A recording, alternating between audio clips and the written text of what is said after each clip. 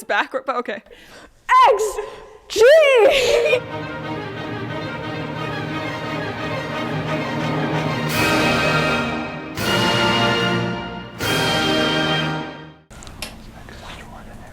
So you need to just like read it out loud. XG consists of 7 Japanese members under a company located in Korea that releases hip-hop/R&B inspired music. Sung in English. The name, XG, short for Extraordinary Girls, embodies their mission to empower individuals from diverse backgrounds worldwide through their unconventional musical styles and performances, transcending conventional norms and standards. XG's whole concept is being based on Being based.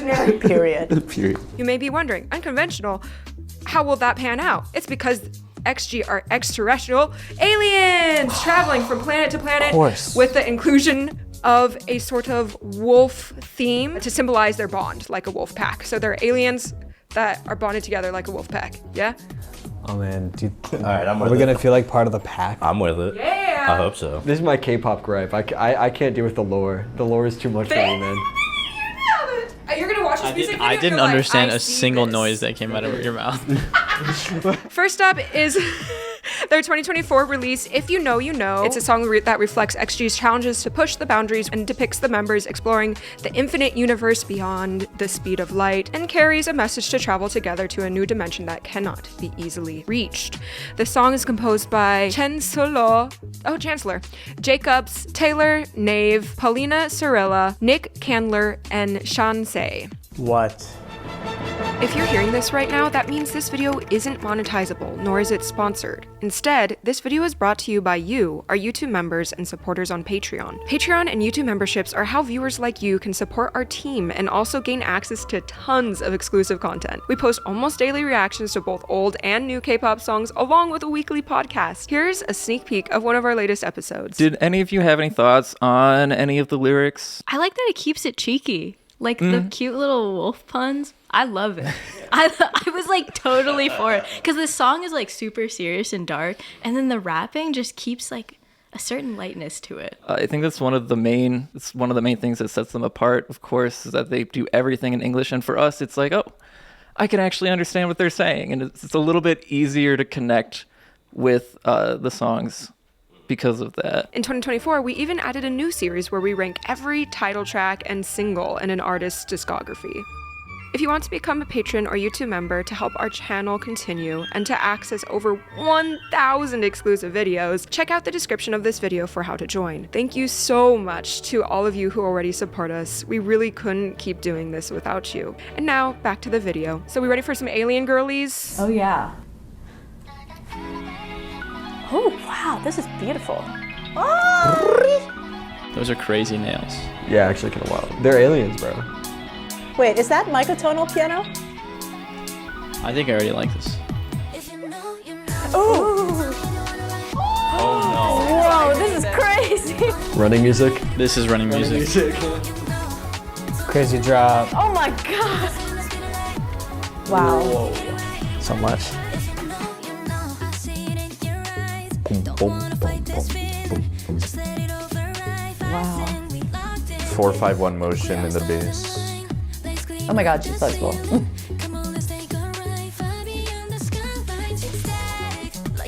Already like the dance vibes there for sure. Oh yeah. There's like an XG type of melody. That was it. Ah. Oh, sassy. I like it.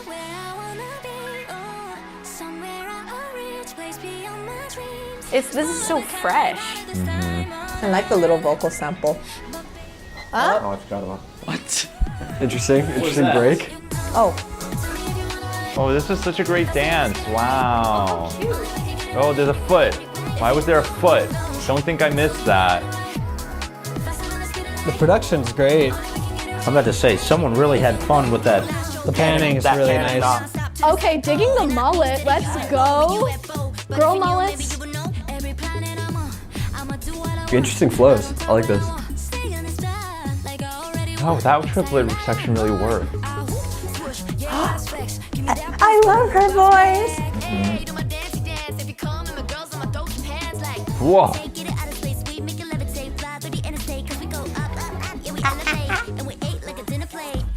We ate a dinner The song plate. was made for us. I'm about to say, yeah, this is hitting all the buttons for me. I really like this member's voice. There's like a really nice, like satisfying breathiness to it that like it totally matches the vibe of the song. So fun. It's such an interesting music video. They're extraterrestrials, bro. It looks like Well, they Angelina remind Jolie's me of character the in shark Shark tail Tale. fish. This chorus is growing. The song is like, it's like simmering, you know?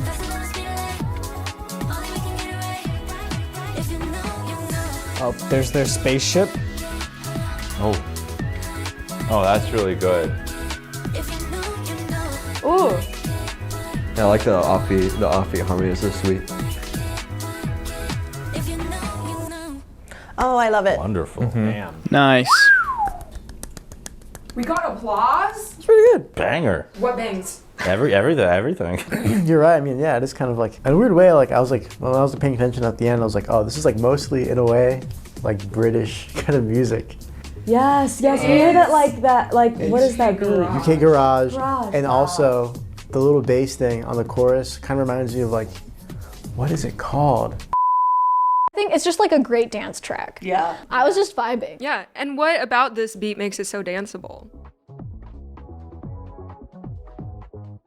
Tempo? You guys are bobbing your head, so we're just wiggling. I think it's just the constant like emphasis of the downbeat, and then also the entire time in some instrument or another, the upbeat wasn't being like necessarily like accented or like brought out more, but I think what makes it sound like that is that every time there is something on the offbeats, it's a higher pitch. So I think because that there was always something with higher frequencies on the upbeat, it almost felt like it kept going forward, right? Because you know that upbeat is just so different sounding than the lower ones. But I guess that can be said about most songs. The thing that makes this different is I don't think I heard a single hi-hat on the downbeat. I'm pretty sure it was all like just all upbeats. So okay. And like also just like so many like small little, there's so much detail in the verses, you know? Like you would just hear like some like stuff hanging left to right. You're a poor microphone. Sometimes, Shoot. 5 minutes later. So sometimes the verse would just like, it'd just be like little breaks in pace. Like we heard it that one time where it's just like, you know, it's just like silence. Kind of just like this weird like little field recording thing for a split second. And sometimes they'd like stutter the vocals. They'd, you know, like loop little sections. And it was like, whoa, just so many things are happening. What about this beat and textures is so attractive to you? Definitely the way the bass sounds and the panning of the vocals that kind of make it feel like just like a little bit, what's the word I'm thinking of? It's just a lot of bleeps, bloops, and glorps, you know? Very, very alien sounding. Yeah. We're music professionals. I'm still trying to figure out what notes are in those piano arpeggios, like throughout the song. Do you want to slow it down? Ah, so pretty. Wait, I can hear all the notes now. It's slow. Whoa. Ah. Do mi sol si re fa la do mi sol. You're like rapping solfege right now. C sharp. Oh, this is not on your piano. No.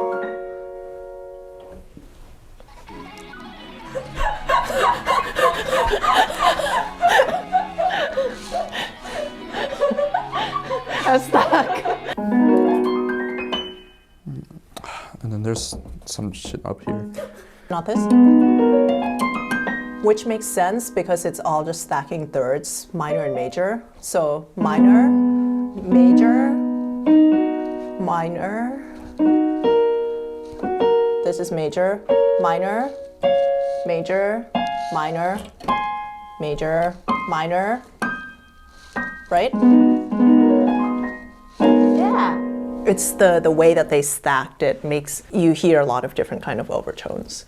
So you're like, well, especially that high up, I think there's a lot of like additional frequency that happens.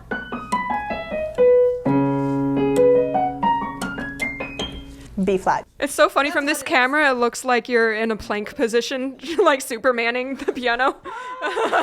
So for like someone who doesn't play piano, what does this add to the song? Someone who doesn't play piano would think of it as like a harp kind of motion, a harp motion, rather than like a harp sound. Just kind of like this super fast arpeggiated, and people are like, whoa, that's a dreamy kind of thing. Like it's like a transition sound. Extra F sharp in there? It doesn't matter at this point. You already found the collection. And that kind of like ambiguity that you mentioned of like having major and minor intervals all together kind of gives it that ambiguous and dreamy feeling. I think the panning really kind of helped with that. Anything that makes it sound sleek, spacious, not grounded, so it sounds very airy. The percussion, it's that kind of dance clubby percussion that's constantly lifting you up. The vocals are crazy. All their voices were so different and so distinct. Like, it was so cool. Like, I couldn't say there was one person I didn't like. I mean, I can't really say much about the vocals because I'm not like, I don't really sing. But I mean, I can hear everyone had their own kind of style. I mean, there were some people that were, I don't know, there's less core to their sound. It was more like a kind of like a talking kind of thing. There was a girl with a more husky voice, someone with a more dreamy voice. It was nice hearing like how it faded in between every single person. I feel like when it's just like, tell me what you want to do, that's like, woo! I'm above the strat. Oh yeah, I don't know if I like the Lightspeed automatic. Like the riffs? It's not just the riffs, it's just like, it makes me want to analyze. I don't know, there's like too much music theory. I can't explain it. It's like, ooh, that's a 9th, 8th, 7th, It's like, cues me in on that too much. I want it to all just be a little more ethereal. So the track itself makes you want to turn your brain off and just vibe, whereas the melodies are sort of like intricate and detailed. So you're like, actually, like I feel like I need to analyze this of like. I think so. The singing was kind of like straightforward, but then I really liked a lot of the rapping though. The rapping was the best part. Yeah, I thought so for sure. Everybody flowed. I think the rappers are very unique. They were short, but they were very, like, they had like an individual sort of like energy and vibe. One of the girls with like red hair, I think, was my favorite one. Oh yeah, she was sick. I like the one with like the kind of more husky voice too. I really liked her. She was killing it. She was killing it. No, it was the second flow because she had it. Da da da da da da. The last two notes of a chord note triplet. Yeah, it's two. I mean, it's a pretty complex, like, rhythmic HOWLING accent kind of thing. That's pretty nice. The UFO part you were talking about, I think like the O part of UFO is on the of the 16th note. So it's like UFO, da da da. So it sounds like it's a little bit earlier than the downbeat, and so that's what makes it sound so syncopated and cool. Yeah, that was pretty dope too. But those two are like the standout flows for me. But all of them were pretty nice. Like, I mean, they're very conscious about their word choice and how that like inflects the HOWLING accent, which I appreciate when rap does that. Right. I liked her voice a lot. This one? Yes, for sure. You know, a lot of the times when they insert these like rap verses, to me they always feel like, you know, maybe it's not really that necessary. Here made it. Oh, it works. That made the song. This isn't necessarily like a rap beat, but the energy that's there just matches the flow they're giving really nicely.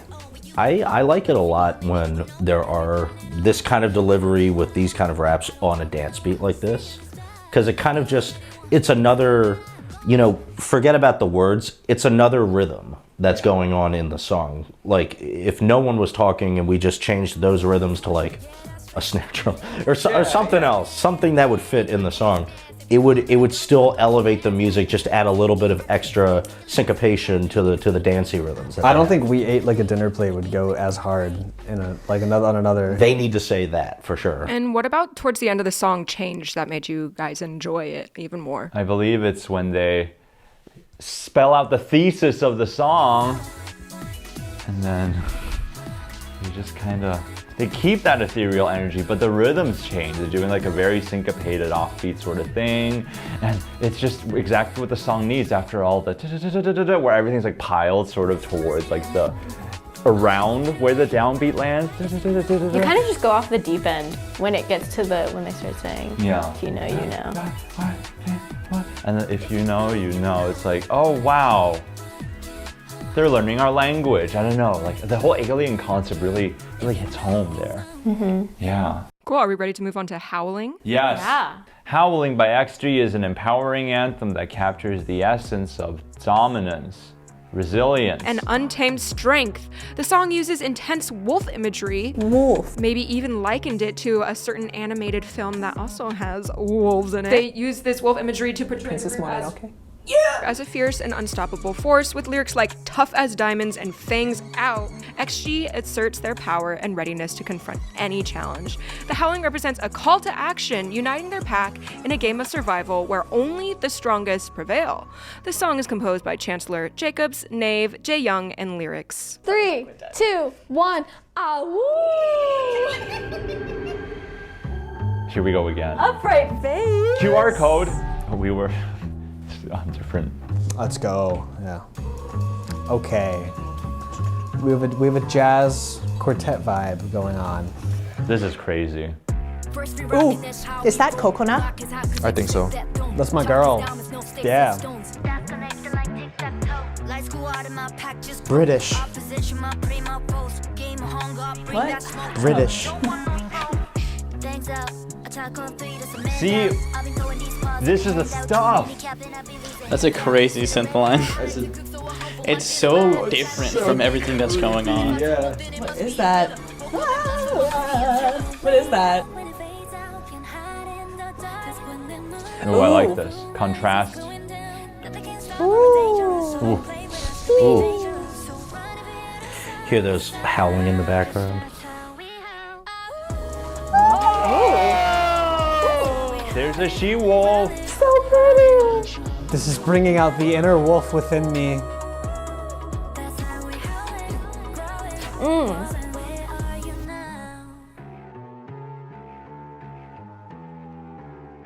Yeah, the Mononoke imagery is crazy. Walk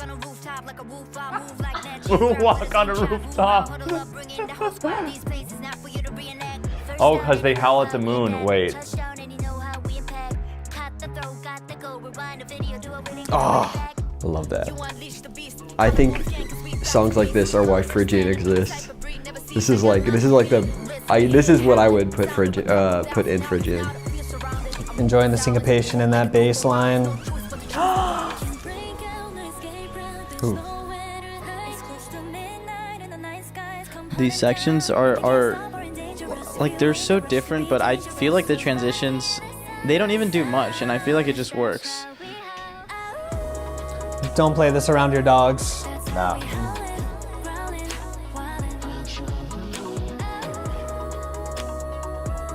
I really dig this chorus. It's a really chill vibe. I do too. Oh my gosh. It's Dragon. Whoa, that's a really interesting note choice. Oh, it comes right back. Wow. Oh, harmonies. Ooh. That was cool. That was cool. All right, that's cool. Oh, okay. They basically skipped the how and then you come back right in where it would have come in. That's really cool. Okay, good. I was waiting for them to bring it back at the end. Oh, so cool. Oh my god. Whoa. Okay, slay. Also such a cool video. Honestly, that's so real. It's like, nature coming back to take over the technocracy. Yeah, we need some of that. Yeah. Wait, is this actually a pro environmentalism type of song? Because there's a lot of make the moon green. Well, Kevin, sir, do you remember the premise of Princess Mononoke? Why, yes. And do you recognize the little tidbits and references? Oh, I didn't because there wasn't enough decapitation. Which essentially is that's the whole plot of Mononoke, right? It's like going against it's like nature versus the growth of innovation of man and the greed that comes with it, right? But I feel like that makes it more relevant. It's more like tech, modern tech. tech. Modern tech versus past tech, which is the same conflict, but very interesting, very cool. Okay, I'm gonna add this to the playlist. I love this. Ooh. So good. My phone's in my jacket. Yeah, how are you feeling about the song itself? It's fun. It seemed like it was gonna like explode and turn into like a industrial banger, but then it subverts that, and first we have the pre-chorus. I also love the transition between like the verses and like pre-chorus situation. So pretty. It continues the energy of the rap section because they're spitting, as we said. It's like, wow, this is a new place, but they're very much embodying it. They don't even include anything from the previous sort of bass line and the atmosphere. They don't sound that similar at all. But then I listen to the transition and it just works. I don't know what it is, but like it's just like the flick of a switch, and it's like in a different section. And I feel like it does. I don't know why it doesn't need anything else, but I feel like other stuff that you have shown me, transition stuff, is like my biggest like gripe with it. But I don't know. The pre-chorus is really like, it's like when you smell the coffee beans between intense perfumes, you know, you're like, oh, it's like, oh, palate cleanser. It cleanses it, but it also provides like its own flavor. And then the howling, it's like, it makes, the chorus landing makes it even more like smooth. It's like it smooths it out. It's like the beginning, you're like in this smog-filled world. And then as the pre-chorus and chorus, you're like walking through a path and it gets greener and greener until you find like an oasis, like a clearing.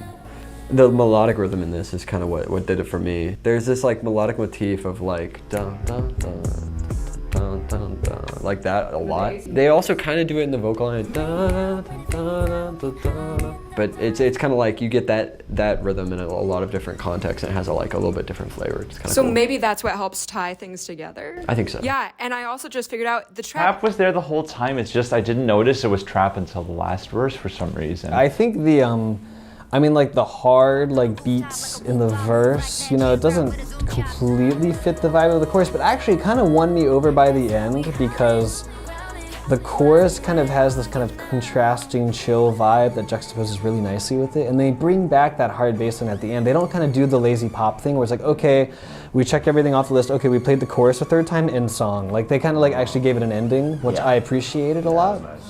Yeah, oh my god, it went hard. Also, I find it really interesting that the bass line goes to the minor 9.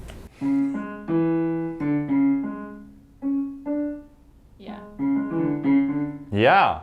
Oh, so the fact that it jumps up the octave on the flat 2, that's what like kind of makes it extra spicy. Yes, but it also hits the low flat too as well, so it hits it twice. So it feels more Phrygian than like songs that maybe just hint at the 2, but then they like do like 1 2 1 2 1 2 1 2. You know, that feels like this is more in like a classical or jazz idea of Phrygian. It's like it really gives you the notes to make you inhabit the fridge. That flat 9 sound has just like so much like spice to it, and to get that from like the bass line, I think super cool, super tasty.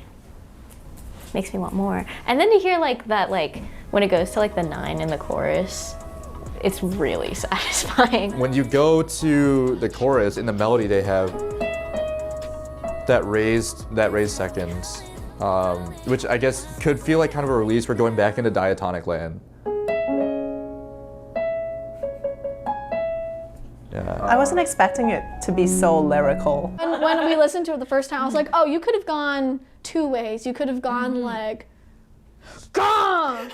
Is what my expectation would be for a song called Howling, the vibes about wolves, especially with this sort of like hard beginning, to have that contrasting and then come right back into it, is that's what I would expect. But I think instead they combine the both of them. So you kind of have this like soft power going on. It's so beautiful for like what they're trying to say. They're saying like, if you hear the sound, you better run. Like you don't want to endanger us. Don't play with us. The cool thing, you know, like they're goddesses, and the imagery is very much like we're divine and all-powerful beings. And also like their vocals were just like so pretty, like in that like very full and nice. It's just so lovely. I don't know, they're just really spot on with the blending of their voices and like just the color of everyone's own voice. I just feel like you can just see so much individuality like in this group too. Can we go back to that one part? I want you to. Yeah. I think it's after this. Listen in the right ear. What is that? Is that guitar? Are we sure? Oh, I love that major drop. Do do do. Oh, that is cool. Wow. It's so fast that both those chords overlap. I really love it. Play it again. Yeah, it literally is just this, and then this happens. It's crazy though. That is crazy. I think, maybe some people might be like, oh, this is bad, but I like it. And it says too late to run away, so maybe that's the minor catching up with the major. Oh, is it, what do you call it, text? Text better! Sounds higher to me. Maybe it's the octave higher.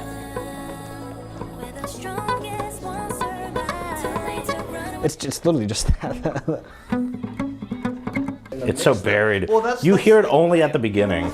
That's like something I can appreciate sometimes about mixing like this. I mean, there's so many little layers in there.